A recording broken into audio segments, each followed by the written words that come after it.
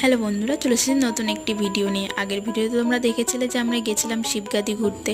তো শিবগাদিতে পুজো দেওয়ার পর আমরা চলে গেছিলাম বিন্দুবাসিনী মন্দিরে।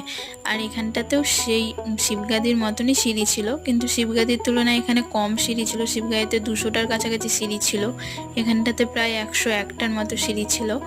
আর এখানটা রামনবমীর জন্য বড় মেলা বসেছিল, আর এই মেলা নাকি প্রায় 1 মাস ধরে হয়। তো মন্দিরের ভিতরে এত ভিড় ছিল যে পরে আমি আর ভিডিওটা কন্টিনিউ করতে পারিনি। তো মা বিন্দুবাসিনীর পুজো দেওয়ার পর আমরা চলে গেছিলাম মন্দিরের পাশেই একটা বড় বজরংবলীর মূর্তি ছিল সেখানটাতে। সেখান থেকে ভিউটা এত সুন্দর লাগছিল দেখতে, কিন্তু আমরা বেশিক্ষণ সেখানে থাকতে পারিনি। খুবই গরম পড়েছিল সেদিন, আর আমরা খালি পায়ে ছিলাম, আর ওখানটাতে দাঁড়িয়ে থাকা যাচ্ছিল না, পা পুড়ে যাচ্ছিল। তো কিছুক্ষণ থাকার পর আমরা ওখান থেকে বাড়ির জন্য রওনা দিয়ে দিয়েছিলাম। তো তোমাদের সাথে দেখা হচ্ছে পরের ভিডিওতে।